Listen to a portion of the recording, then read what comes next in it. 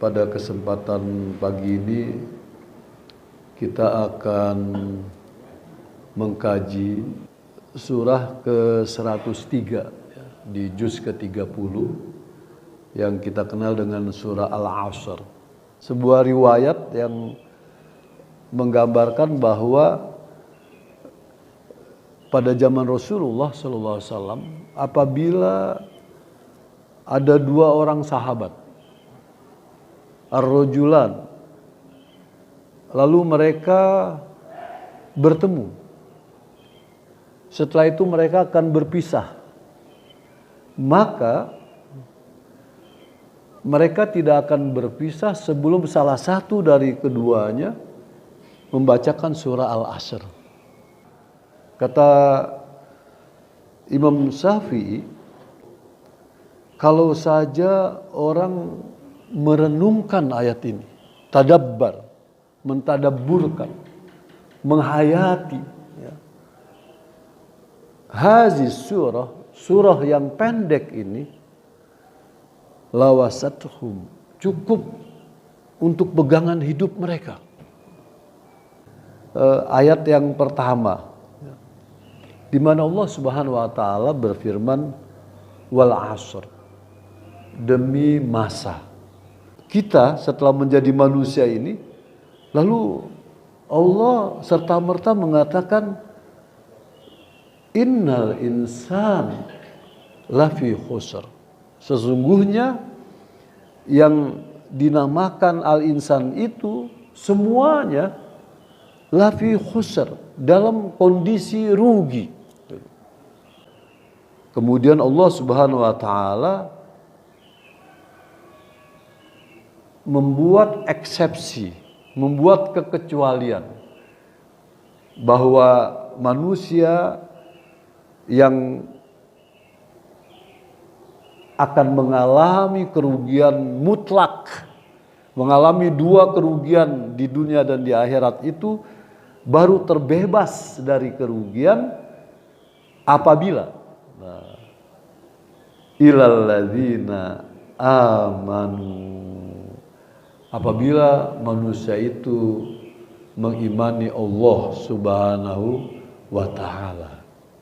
Jadi kunci pembebasan itu terletak pada keimanan.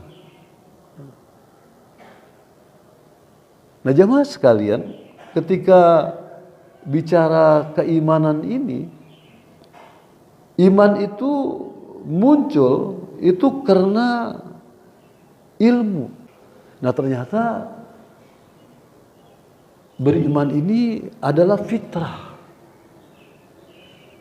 Jadi kita bisa lihat kenyataan hidup hari ini. Dibanding antara orang ateis dengan orang beriman gitu ya. Ini kira-kira lebih banyak yang ateis apa yang iman ini? Iman. Ini lepas Tuhannya ini benar apa enggak nih gitu ya.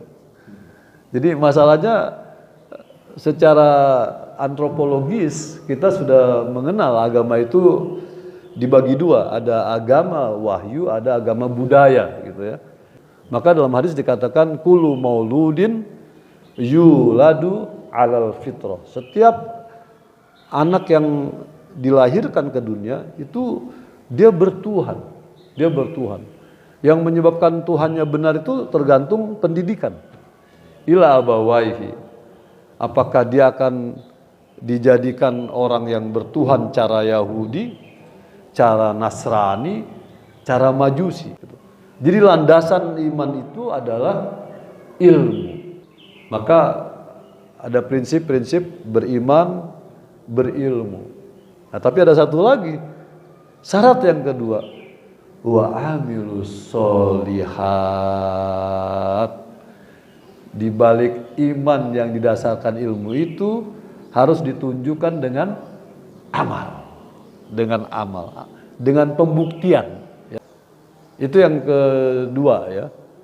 Iman, amal soleh. Lalu yang ketiga, watawasau bil haq. Ini ada dua ungkapan nih. Tawasau bil haq, yang kedua watawasau bis sabr. Ya. Jadi ada kata tawasau. Apa maknanya ini? Dua yang terakhir, kata Allah, agar kita terbebas dari kerugian, hendaknya selalu ada upaya saling. Tawasau itu saling. Ada upaya di antara sesama orang beriman dan amal soleh itu melakukan dua hal yang sambut menyambut. Itu yang disebut dengan tausiah, ya. Jadi Pak Haji Afandi bicara ini, nanti lawan Pak Haji Afandi siapa, misalnya Pak Ganis bicara yang sama, gitu. Jadi saling menyambut, itu namanya tausiah, ingat mengingatkan.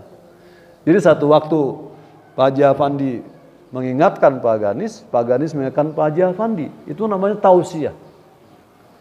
Tentang apa yang ditausiahkan, ya, yang digaungkan bersama, Allah mengatakannya al-haq, tentang kebenaran, ya, tentang kebenaran. Nah, di balik kebenaran ini jamaah sekalian ada tiga hal. Yang pertama al-haq itu sendiri kebenaran. Yang kedua al-adl, keadilan. Kemudian yang ketiga as-sidqu, kejujuran. Jadi ada tiga esensi hidup yang harus tegak di tengah-tengah masyarakat. Kalau masyarakat itu ingin terbebas dari kerugian. Nah, baru yang terakhir jamaah sekalian, watawasau bis sabr. Semuanya menggaungkan kesabaran dalam menegakkan al-haq, dalam menegakkan al-adl, dalam menegakkan al-sidqu, dalam menegakkan al-marhamah. Nah, jamaah sekalian, sebagai sebuah kesimpulan, seorang mufassir mutakhir, ya, namanya As-Sa'di. Beliau mengatakan begini. Ini dari kitab tafsirnya, ya.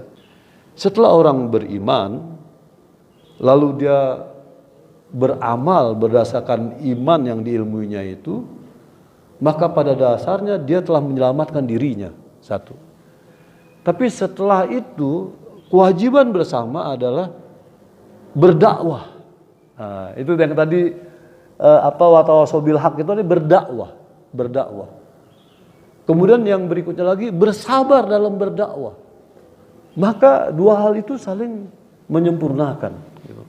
Jadi yang satu menyelamatkan diri sendiri, yang satu untuk keselamatan bersama.